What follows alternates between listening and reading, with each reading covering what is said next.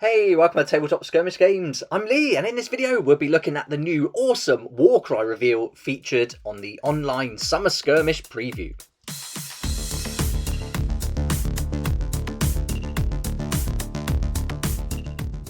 I can't be happier with today's reveal. Really great news for Warcry, so let's get started right away. Take a look at the video that they showed us first, and then we'll have a real good look at everything that was revealed, all the models, box sets, the books, and everything else to do with this new era for Warcry.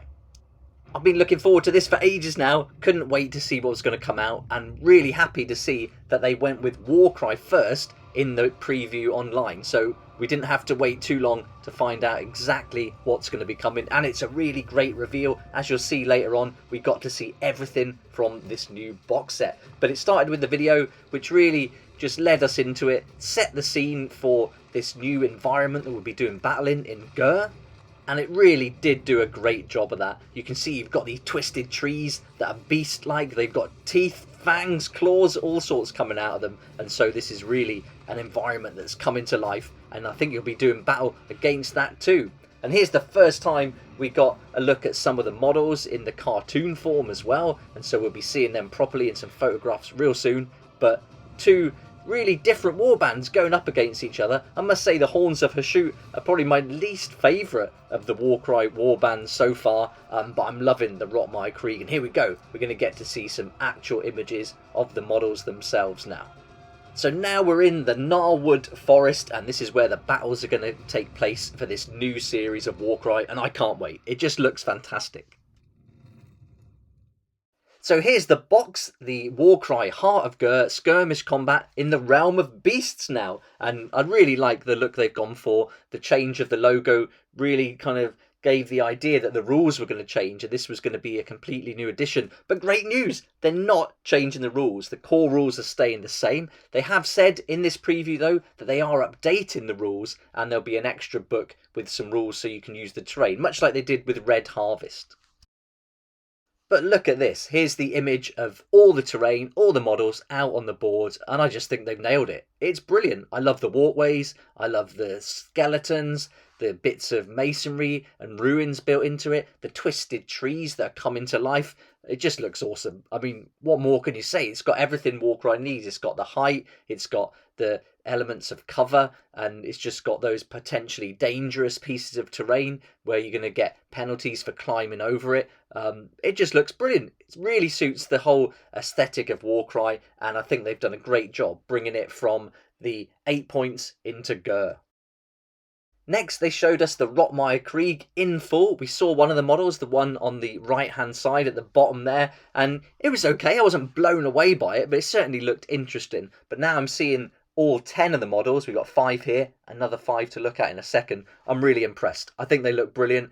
Not just for Warcry either. I can see these being used in loads of different games as well. I like the hoods. They definitely look like something that would be in a post-apocalyptic future. And so, yeah, I could really get on board with these for other games, but for Warcry, I think they're great. The stilts are a bit weird when we saw them before, but it's kind of fits in, and these 5 here, these other models, haven't got any stilts, so the whole warband isn't going to be stilted up, so that's a good thing. But I love the guy on the left with that mask, the skeleton mask, that's fantastic. The one in the centre is awesome, looks like some kind of fisherman with the net, the hooks, he's got a fish hanging off him there. He's got spikes coming out of his head in all sorts of places, and he's a lot chunkier and bigger than the others, so we can expect him to be the stronger tank of the warband perhaps. They've also got all these spikes, and they said in the preview that these look like crab spikes, but for me these look like more things that would be growing from the trees. As we saw in the terrain earlier on, there's little claws almost coming out of the tips of the branches, so that's what it makes me think of. Next, we've got the Horns of Hashut, and we've seen these already, so this isn't anything new, and I don't like them any more than before. They're just not for me. I just can't get on board with it.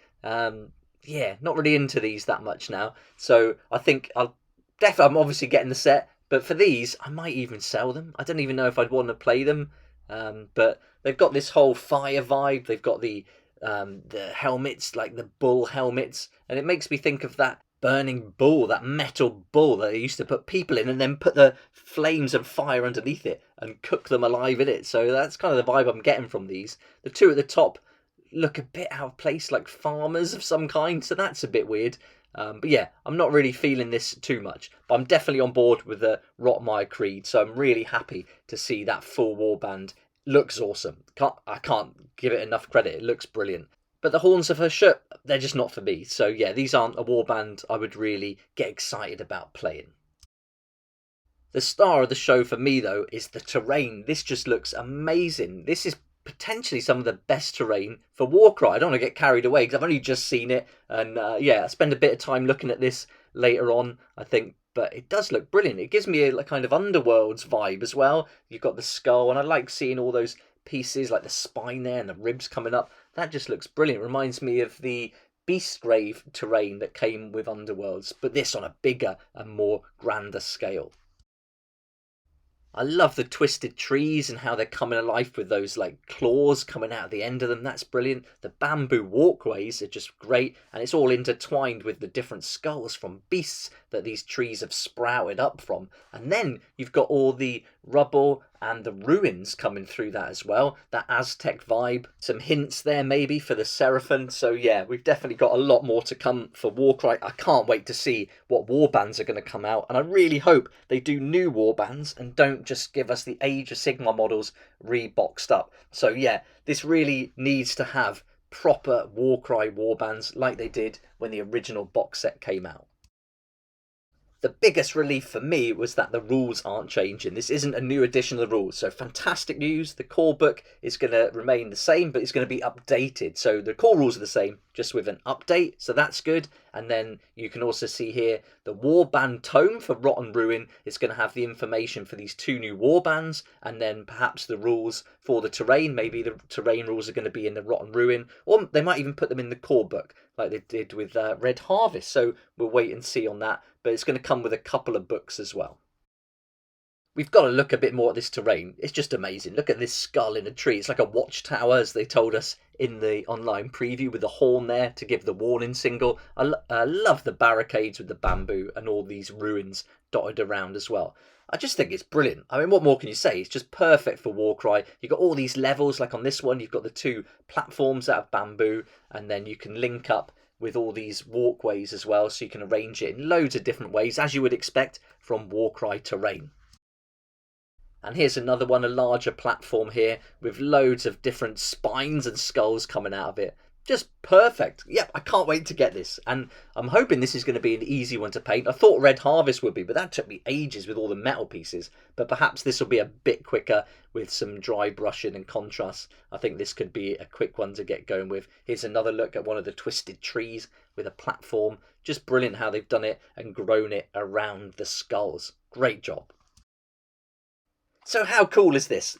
Some of the best terrain I've seen for a long time. Perfect for Warcry. It's really going to suit the gameplay. I can't wait to get my Corvus Cabal on this using those platforms. They're going to really benefit from that. And I'm really looking forward to the Rottmire Creed. Horns of Hashut, not worried about them. Probably going to sell those. Might paint them and then sell them. I don't know. Wait and see. But yeah, the Rottmire Creed are really something I can get into. And I'm really excited about that.